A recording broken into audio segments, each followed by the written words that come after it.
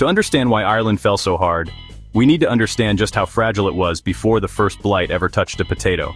In 1845, Ireland's population was around 8 million. That's more than Scotland and Wales combined today. But despite these numbers, most of its people lived in crushing poverty. Over 3 million people, nearly half the rural population, survived almost entirely on one thing: potatoes. A single acre of land, carefully cultivated, could feed an entire family for a year, and that's all many families had: 1 acre. No wheat, no meat, no dairy, just potatoes, often eaten boiled 3 times a day. An adult Irishman could eat up to 14 pounds of potatoes in a single day. It sounds insane, until you remember there was simply nothing else. But what happens when the one thing you rely on disappears? In the summer of 1845, a strange foul smell began to spread across Irish farms. Fields that had been green and vibrant just days earlier now reeked of rot.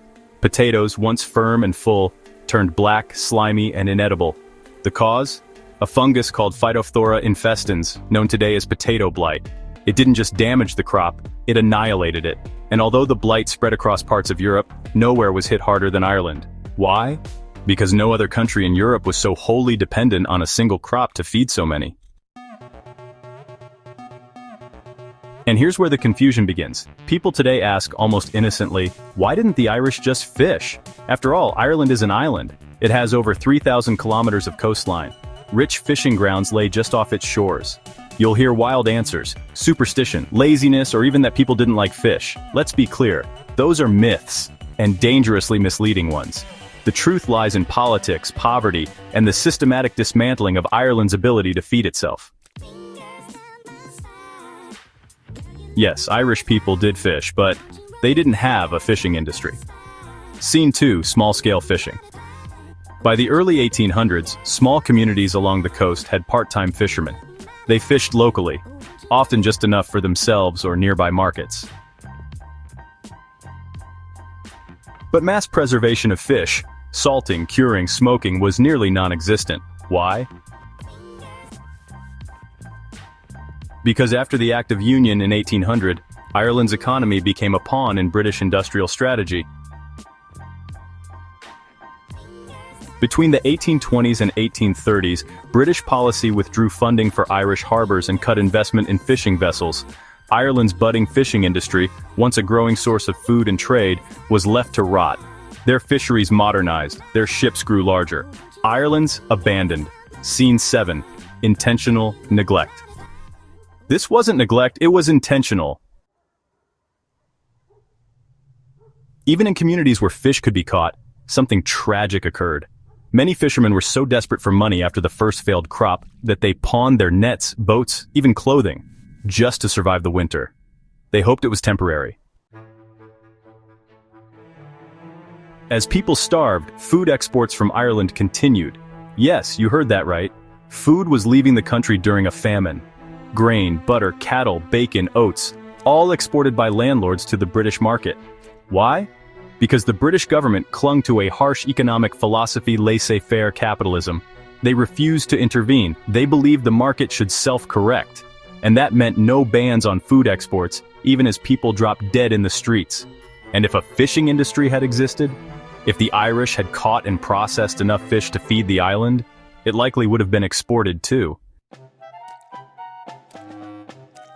Let's bring this down from statistics to stories. In Connemara, a small boy was found on the shore holding a net made of tangled straw and reeds, trying to trap fish. His father had died the week before. His mother sat nearby, motionless. On the Aran Islands, fishermen watched as their own fishing boats were sold for pennies by creditors.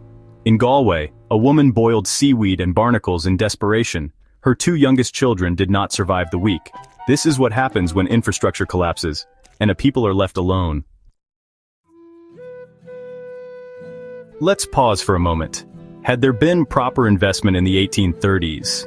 Had the British government supported, rather than sabotaged, the Irish fishing sector? By the early 1850s, the famine had killed at least 1 million. Another million emigrated, many never to return. Ireland's population fell by 20 to 25%. Entire villages vanished. And so too did languages, traditions, and ways of life. A wound was carved into the heart of a nation, and it has never truly healed. Even today, Ireland's population has never fully recovered. In 1841, it was over 8 million. In 2025, just over 5 million in the Republic. It's been nearly 2 centuries, and still, the shadow remains. Many Irish families can trace their roots to one survivor. One person who held on just long enough to keep a name, a memory, a bloodline alive. The famine isn't just history, it's legacy, and if we forget it, we risk letting it happen again, somewhere else, under a different name, behind a different excuse. It's easy to blame nature for the famine, but it wasn't a storm, or an earthquake, or some sudden unstoppable plague. It was slow, predictable, and worse than anything, it was witnessed in real time. The British government knew. There were reports, letters, testimonies, pleas from Irish landlords, doctors, clergy, and even English officials, warning of mass starvation. And what did the government do? They argued. They delayed. They debated in Parliament whether charity breeds laziness. While children were collapsing from hunger, British lawmakers discussed whether it was moral to feed them. One politician, Charles Trevelyan, said, "The judgment of God sent the calamity to teach the Irish a lesson." Yes, he believed the famine was a divine punishment, and that idea became policy.